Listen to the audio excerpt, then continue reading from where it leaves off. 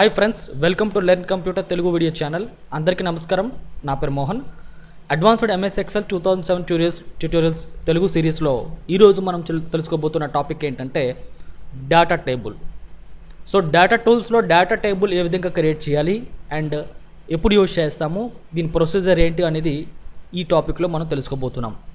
So last వరకు చూడండి, మీకే అర్థమైపోతుంది. సో ఈ సందర్భంగా నేను ఒక విషయం తెలియజేయాలనుకుంటుంది ఏంటి అంటే, ఇంతవరకు నేను అప్లోడ్ చేస్తున్న ప్రతి వీడియోస్ని అందరూ చూస్తున్నారు, వాటి మీద లైక్ చేస్తున్నారు అండ్ అలాగే వాటి మీద అభిప్రాయాన్ని కామెంట్స్ రూపంలో తెలియజేస్తున్నారు. సో దానికి నా తరపు నుంచి స్పెషల్ థ్యాంక్స్ తెలియజేయాలనుకుంటున్నాను. ఓకే, ఇంతవరకు సబ్స్క్రైబ్ చేసిన వాళ్ళందరికీ కూడా నా తరపు నుంచి మరొకసారి స్పెషల్ థ్యాంక్స్. ఒకవేళ మీరు సబ్స్క్రైబ్ చేయకపోయి ఉన్నట్లయితే వెంటనే సబ్స్క్రైబ్ చేసుకోండి.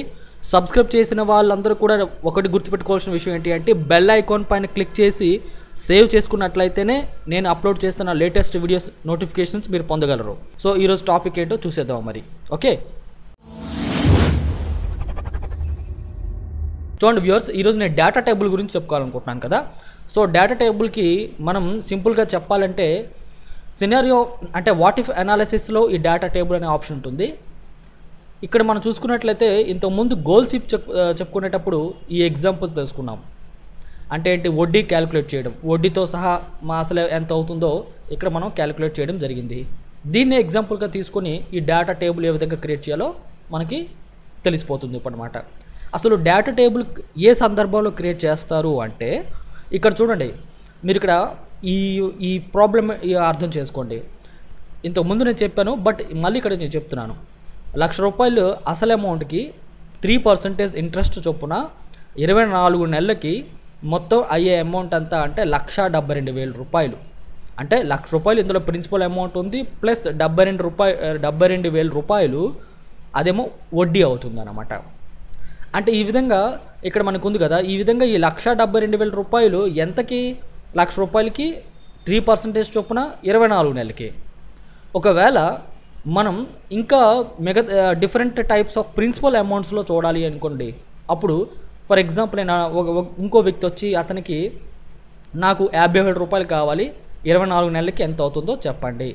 మరో వ్యక్తికి 2 లక్షలు కావాలి, 24 నెలలకి 3% చొప్పున ఎంత అవుతుందో తెలియాలి. అంటే ఇక్కడ ఏంటి, వడ్డీతో కలిపి ప్రిన్సిపల్ అమౌంట్స్ డిఫరెంట్ ప్రిన్సిపల్ అమౌంట్స్లో ఏవేవి ఎంత అవుతాయంటే అనేది మనం సపరేట్ ఇక్కడ టేబుల్ తయారు చేసి పెట్టుకోవచ్చు అనమాట. ఈ సందర్భంగా నాకు గుర్తొచ్చింది ఏంటంటే, మనం ఎల్ఐసి పాలసీ కట్టేటప్పుడు ఆ పాలసీలో చూడండి, ఇంత టర్మ్కి ఇంత ప్రిన్సిపల్ అమౌంట్కి ఈ ఏజ్ వాళ్ళకి ఇంత టర్మ్ కట్టాలని చెప్పేసి ఎల్ఐసి ఫామ్లో మనం చూడవచ్చు, టేబుల్ ఫామ్లో.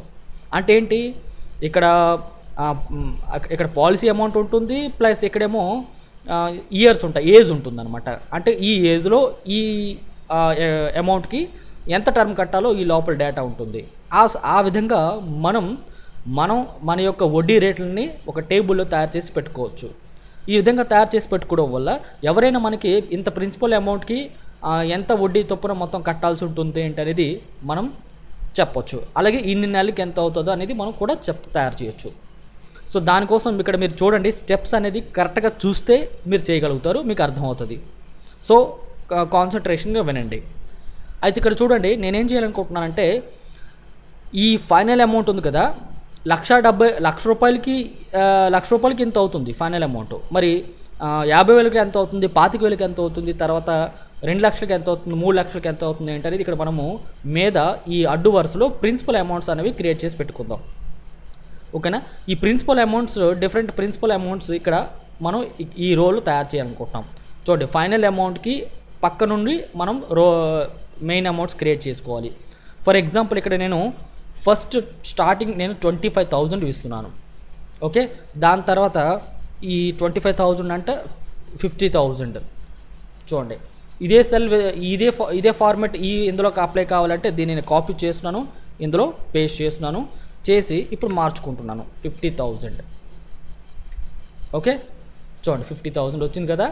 ఇప్పుడు ఇప్పుడు నేను తయారు చేసుకున్న ప్రిన్సిపల్ అమౌంట్స్ 25,000 డిఫరెన్స్లో ప్రిపేర్ చేయాలనుకుంటాను. అంటే 25,000, 50,000, 75,000, 1,00,000, 1,25,000, తర్వాత 1,50,000. ఈ విధంగా 25 డిఫరెన్స్లో ఇక్కడ మనము ప్రిన్సిపల్ అమౌంట్స్ తయారు చేయాలి. మరి అలా టైప్ చేయాల్సిన అవసరం లేదు కదా, మీకు ఇంతకుముందు చెప్పాను. సీరియల్ నెంబర్స్ ఎలాగైతే మనం వేశారో 1 2 టైప్ చేసి సెలెక్ట్ చేసి డ్రాగ్ చేశారో ఆ విధంగా ఈ రెండింటిని ఇలా సెలెక్ట్ చేసి సెలెక్ట్ అయిన సెల్ బాటమ్ కార్నర్లో ఫిల్ బటన్ హ్యాండిల్ ఉంటుంది చూడండి, ఈ హ్యాండిల్ బటన్ క్లిక్ చేసి ఎప్పుడైతే ప్లస్ మార్క్ వస్తుందో మౌస్లో ఉండే లెఫ్ట్ బటన్ హోల్డ్లో పెట్టి మీరు రైట్ సైడ్కి డ్రాగ్ చేసినట్లయితే చూడండి 3 లక్షల వరకు మనకి వస్తుంది. ఇక్కడ క్లిక్ వదిలేసా.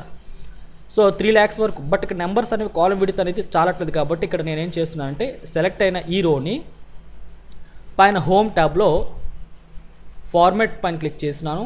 అందులో ఆటో ఫిట్ కాలం విడత్ అని చూసారా, అది క్లిక్ చేసా. వెంటనే సో డేటా అంతా మొత్తం ఎగ్జిక్యూట్ అయ్యి ఫిట్ అయిపోతుంది అనమాట. ఇప్పుడు ప్రిన్సిపల్ అమౌంట్స్ ఇక్కడ క్రియేట్ చేసామండి. మీకు అర్థమైందా? 25,000, 50,000, 75,000, 1 lakh, 1,25,000 ఇలాగా 3 లక్షల వరకు మనం మన కంపెనీ నుండి ఇవ్వగలుగుతాం. ప్రిన్సిపల్ 3 లక్షల వరకు ఇవ్వగలుగుతాం కాబట్టి 3 లక్షల వరకు ఇక్కడ ప్రిపేర్ చేశాను. ఇకపోతే అడ్డు వరుసలో ఇవి అయ్యాయి కదా, మెయిన్ ప్రిన్సిపల్ అమౌంట్స్ అయ్యాయి. ఇకపోతే ఇక్కడ నెలలో లేదా వడ్డీ రేట్లు. ఓకేనా? సో ఇప్పుడు నెల తయారు చేద్దాం. ఓకే, సో ఇప్పుడు చూడండి ఫస్ట్ 6 months చూడండి. ఇదే ఫాంట్ ఇందులో అప్లై కావాలంటే నేను Ctrl+D ప్రెస్ చేస్తున్నాను. ప్రెస్ చేస్తే ఈ అమౌంట్ ఇందులో పడింది కదా, సో ఏదో సమ్ పడిపోయింది. ఇప్పుడు నేను 6 అని టైప్ చేసి ఎంటర్ ప్రెస్ చేసా చూడండి. అండ్ ఇప్పుడు తర్వాత 12 చూడండి, మళ్ళీ Ctrl+D ప్రెస్ చేస్తే పైన ఉండే ఫార్మాట్ కింద అప్లై అవుతుంది. ఇప్పుడు దీన్ని 12 టైప్ చేసి ఎంటర్ చేస్తున్నాను. అంటే ఈ రెండింటికి మధ్య డిఫరెన్స్ ఎంత? 6 నెలల డిఫరెన్స్ చొప్పున ఉంది. కాబట్టి ఈ 6 months డిఫరెన్స్ చొప్పున ఇక్కడ నేను చూడండి 7 to 2 months వరకు ప్రిపేర్ చేశా. అంటే ఏంటి? ఇది first year, second year, third year, తర్వాత 4th year, 5th year, 6th year అనమాట. మొత్తం 6 సంవత్సరాల టేబుల్ అనమాట ఇక్కడ. ఓకే, మీకు అర్థమవుతుంది వ్యూవర్స్? ఇప్పుడు మనం తయారు చేస్తుంది ఏంటి అంటే ఇంత ప్రిన్సిపల్. ఇప్పుడు చూడండి, ఒకవేళ 1 లక్ష రూపాయలు తీసుకున్నారు అనుకోండి, ఆ 1 లక్ష రూపాయలకి 6 నెలల్లో వడ్డీతో కలిపి ఎంత అవుతుంది, 12 నెలల్లో వడ్డీతో కలిపి ఎంత అవుతుంది, 18 నెలల్లో వడ్డీతో కలిపి ఎంత అవుతుంది, ఇలాగ 24 నెలలకి 24 నెలలకి ఎంత అవుతుంది, 30 నెలలకి ఎంత అవుతుందో అనేది ఇక్కడ మనము టేబుల్ తయారు చేయాలనుకుంటున్నాం. కాబట్టి వచ్చిన ఫైనల్ అమౌంట్కి రైట్ రోలో మనము ప్రిన్సిపల్ అమౌంట్స్ వేసాము. ఫైనల్ అమౌంట్ కిందన మనం ఏంటి మంత్స్ తీసుకుంటున్నాం ఇక్కడ. ఇప్పుడు చూడండి మనం ఏం చేయాలనుకుంటున్నాం అంటే నేను మీకు పర్టికులర్గా ఇది కలర్ కోడింగ్ ఇవ్వాలనుకుంటున్నాను. సో చూడండి కలర్ కోడింగ్ ఇస్తున్నాను. అండ్ ఇదేమో దీనికి ఒక కలర్ ఇస్తున్నాను. ఓకే, ఇలా కలర్ కోడింగ్ ఇచ్చాను కదా. ఇప్పుడు మనం టేబుల్లో డేటా ఇక్కడ మనం ప్రిపేర్ చేయాలి. ఓకేనా? ఇక్కడ మనకేంటి ప్రతి దానికి ఇక్కడ మనం ఈ విధంగా ఫార్ములా కట్టుకుంటూ రావక్కర్లేదు. ఓకేనా? ఈ ఫైనల్ అమౌంట్ ఇక్కడ ఎలాగైతే వచ్చిందో అదేవిధంగా ఇక్కడ మొత్తం వచ్చేటట్లు మనం చేయొచ్చు. చూడండి, ఇది చేసే ముందు మీకు నేను చెప్పాలనుకుంటుంది ఏంటి అంటే ఈ ఫైనల్ అమౌంట్ ఎలా వచ్చింది అంటే చూడండి, నేను F2 ప్రెస్ చేస్తున్నాను, ఫార్ములాని ఎడిట్ చేస్తున్నాను. B3 into B4 అంటే B3 మీన్స్ ప్రిన్సిపల్ అమౌంట్ 1 లక్ష రూపాయలు ఇంటూ 3% మనం చేస్తే వచ్చేది వడ్డీ. అంటే 1 నెల వడ్డీ వస్తుంది. ఆ 1 నెల వడ్డీని ఇంటూ B5 చేత అంటే 24 నెలలకి ఎంత అవుతుందో గుణిస్తున్నాం. గుణించగా వచ్చే మొత్తాన్ని మళ్ళీ ప్రిన్సిపల్కి అమౌంట్కి కలుపుతున్నాం. అంటే ఇక్కడ 72,000 వస్తుంది, ఇక్కడికి 72,000 వస్తుంది. B3 అనేది ప్రిన్సిపల్ అమౌంట్ అంటే 72,000 ప్లస్ 1 లక్ష రూపాయలు అంటే 1,72,000 రూపాయలు వడ్డీతో సహా ఇక్కడ వచ్చిందనమాట. ఇదే విధంగా 25,000కి 6 నెలలు ఎంత అవుతుంది, 12 నెలలు ఎంత అవుతుంది, ఇలాగ మనం టేబుల్ తయారు చేయాలనుకుంటున్నాం. సో అందుకే ఈ విధంగా నేను ఇక్కడ ప్రిపేర్ చేశాను, ఈ అడ్డు వరుసలో ఈ నిలువు వరుసలో. ఇప్పుడు మనకి ఆన్సర్ వచ్చిన ఫైనల్ అమౌంట్ని సెలెక్ట్ చేసి పైన డేటా టాప్ పైన క్లిక్ చేసి డేటా టూల్స్లో వాట్ ఇఫ్ అనాలిసిస్ పైన క్లిక్ చేసి డేటా టేబుల్ పైన క్లిక్ చేసా. ఇప్పుడు చూడండి, ఓకే, రో ఇన్పుట్ సెల్ అంటే ఇక్కడ రోస్ మీద చూడండి రాంగ్ సెలెక్ట్ చేశాను. ఈ డేటా టేబుల్లో ఫస్ట్ రో ఇన్పుట్ సెల్ అంటుంది కదా, ఇక్కడ మీరు కర్సర్ కనిపించి ఉండాలి. కర్సర్ బ్లింక్ అవ్వకపోతే ఇక్కడ మీరు ఇలా క్లిక్ చేసి కర్సర్ బ్లింక్ చేయొచ్చు. తర్వాత ఇక్కడ ఏంటి రో ఇన్పుట్ సెల్ అడుగుతుంది. రో అంటే ఏంటి? పైన అడ్డు వరుసలు ఇవి. ఈ అడ్డు వరుసలు ఏమున్నాయి? ప్రిన్సిపల్ అమౌంట్స్ ఉన్నాయి కదా. ఈ 25,000, 50,000 ఏంటివి? Principal amounts. కాబట్టి ఇవి ప్రిన్సిపల్ అమౌంట్స్ వాల్యూస్ అన్నట్టు ఈ రో ఇన్పుట్ సెల్లో మనం మెయిన్ ప్రిన్సిపల్ అమౌంట్ని సెలెక్ట్ చేసుకోవాల్సి ఉంటుంది. ఇందులో ఈ టేబుల్లో మనం మెయిన్ ప్రిన్సిపల్ అమౌంట్ ఏది? 1 lakh రూపీస్ కదా. ఇక్కడ క్లిక్ చేయండి. క్లిక్ చేస్తే దీని సెల్ అడ్రస్ ఇందులో పడిపోతుంది. ఓకే, నెక్స్ట్ కాలం ఇన్పుట్ సెల్ పైన క్లిక్ చేయండి. ఇప్పుడు ఇక్కడ కాలమ్స్ ఉన్నవి ఏంటి, మంత్స్ కదా. మరి ఈ టేబుల్లో మంత్ ఏది, ఇది 24. సో 24 పైన క్లిక్ చేయండి. ఓకే బటన్ పైన క్లిక్ చేయండి. సో ఈ డేటా ఇన్పుట్ సెల్ ఇచ్చే ముందు ఈ డేటా అంతటి సెలెక్ట్ చేయాలండి. చూడండి, ఇక్కడ నుండి ఈ ఆన్సర్ సెల్స్ నుండి ఇక్కడ ముందు సెలెక్ట్ చేయాల్సి ఉంటుంది. వాట్ ఇఫ్ అనాలిసిస్లో డేటా టేబుల్ పైన క్లిక్ చేసి రో ఇన్పుట్ సెల్ పైన principal amount, column input cell పైన ఈ కాలమ్స్లో ఏమున్నాయి, మంత్స్ కదా, మంత్ సెలెక్ట్ చేసి ఓకే బటన్ పైన క్లిక్ చేశా. సో చూస్తే మీరు ఇక్కడ చూడొచ్చు, మనకి ఇక్కడ వాల్యూస్ అన్నీ వచ్చేసాయి. ఇప్పుడు చూద్దాం. చూడండి, ఈ 1,00,000 రూపాయలకి 24 నెలలకి 1,72,000 కదా. 1,00,000 రూపాయలకి చూడండి, 1,00,000 రూపాయలకి 24 నెలలకి 1,72,000 అంటే ఇక్కడ 1,72,000 అండ్ ఇక్కడ 1,72,000 అంటే ఇక్కడ క్యాలిక్యులేషన్ సరిపోయినట్టే కదా. ఇప్పుడు 3 లక్షలకి 2 సంవత్సరాలకి ఎంత అవుతుందో చూడాలి. 3 లక్షలు ఇది, 2 సంవత్సరాలు అంటే 24 నెలలు కదా.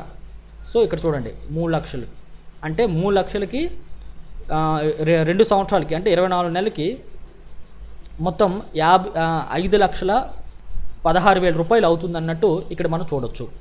అదేవిధంగా ఇప్పుడు కొంత అమౌంట్ కావాలి అనుకుని వచ్చేవాళ్ళు, ఇప్పుడు ఫర్ ఎగ్జాంపుల్ లీస్ట్ 50,000 కావాలని వచ్చారు. అతను 50,000కి కేవలం 18 నెలలకు అతను కట్టాలనుకుంటున్నాడు. కాబట్టి 50,000కి 18 నెలలు చూడండి ఇక్కడ, అంటే మొత్తం 77,000 అవుతుంది అన్నట్టు ఇక్కడ మనం చూడొచ్చు. సో చూస్తే ఈ డేటా టేబుల్లో చూసుకున్నట్లయితే మొత్తం ఎంత ప్రిన్సిపల్ అమౌంట్కి ఎన్ని నెలల్లో ఎంతెంత కట్టవచ్చు అనేది మొత్తం క్లియర్గా ఇక్కడ వివరాలు ఉన్నాయి. సో ప్రతిసారి మనం ఇక్కడ ఈ విధంగా ఇక్కడ క్యాలిక్యులేట్ చేసినట్టు క్యాలిక్యులేట్ చేయాల్సిన అవసరం ఉండదండి. సో ఈ విధంగా ఎంత ప్రిన్సిపల్ అమౌంట్కి ఎన్ని నెలలకి ఎంత అమౌంట్ ఏంటనేది టేబుల్ తయారు చేసి పెట్టాం కాబట్టి, సో దీన్ని చూసి మనం ప్రైస్ అనేది విత్ ఇంట్రెస్ట్తో కలిపి చెప్పియొచ్చండి. సో ఇది డేటా టేబుల్ వల్ల వచ్చే అడ్వాంటేజ్. సో ఈ ప్రొసీజర్ మీకు అర్థమైంది అనుకుంటున్నాను. ఒకవేళ ఏమైనా డౌట్ ఉన్నట్లయితే మళ్ళీ రివిజన్ చేయండి, అంటే మళ్ళీ తిరిగి చూడండి, చూసి మళ్ళీ ప్రాక్టీస్ చేయండి. సో ఇప్పుడు నేనేం చేస్తున్నానంటే ఇవన్నీ ప్రిన్సిపల్ అమౌంట్స్ అన్నట్టు దీన్ని ఇలా సెలెక్ట్ చేశాను. సెలెక్ట్ చేసి హోమ్ ట్యాబ్లో మెర్జ్ అండ్ సెంటర్ పైన క్లిక్ చేశాను. ఇవేంటివి, ప్రిన్సిపల్ అమౌంట్స్ అని టైప్ చేసాం. ఓకే, సో దీనికి ఒక కలర్ కోడింగ్ ఇస్తున్నాను.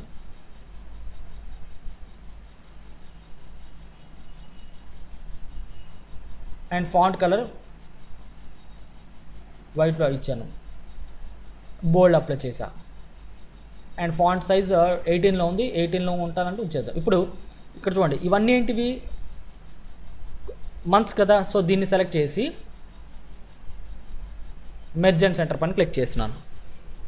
ఇప్పుడు వీటికి మనం మంత్స్ అని ఇవ్వాలి. మంత్స్ చూడండి, మంత్స్ అని ఇచ్చాం. బట్ ఈ మంత్స్ ఇందులో ఇప్పుడు మనకి వెర్టికల్గా చూపించాలి కాబట్టి ఈ విధంగా డేటా సెలెక్ట్ చేసి ముందుగా లెటర్ సైజు నేను 18 చేస్తున్నాను. తర్వాత టెక్స్ట్ డైరెక్షన్ ఉంటుంది చూడండి, ఇందులోకి వెళ్ళండి, వెర్టికల్ టెక్స్ట్ పైన క్లిక్ చేస్తున్నాను. క్లిక్ చేస్తే మంత్స్ అని వచ్చింది. సెంటర్ ఎలిమెంట్ అప్లై చేస్తున్నాను. చూడండి, ఇప్పుడు నాకు రైట్ సైడ్ కావాలి. చూడండి, ఇలా రైట్ సైడ్ ఇచ్చాను, లేదా సెంటర్ ఎలిమెంట్ అప్లై చేస్తున్నాను. అండ్ ఇందులో ఒక కలర్ కోడ్ ఫిల్ చేయొచ్చు. ఇందులో చూడండి, ఇవన్నీ మంత్స్ అన్నట్టు చూపిస్తున్నాం, అంటే ఇవి మంత్స్ ఇవి అండ్ ఇవి ప్రిన్సిపల్ అమౌంట్స్ ఇవి. సో ఈ విధంగా డేటా టేబుల్ క్రియేట్ చేయాలండి. వ్యూవర్స్, మీకు ఈ డేటా టేబుల్ అర్థమైంది అనుకుంటున్నాను. సో వీడియో నచ్చితే లైక్ చేయండి, షేర్ చేయండి. మరిన్ని వీడియోస్ కోసం ఛానల్ని సబ్స్క్రైబ్ చేయడం మాత్రం మర్చిపోకండి. మీ డౌట్స్, సజెషన్స్ ఏమైనా ఉన్నట్లయితే కింద కామెంట్స్ రూపంలో తెలియజేయండి. మరొక టాపిక్తో మళ్ళీ మీ ముందుంటాను. అంతవరకు సెలవు. Thank you. నమస్తే.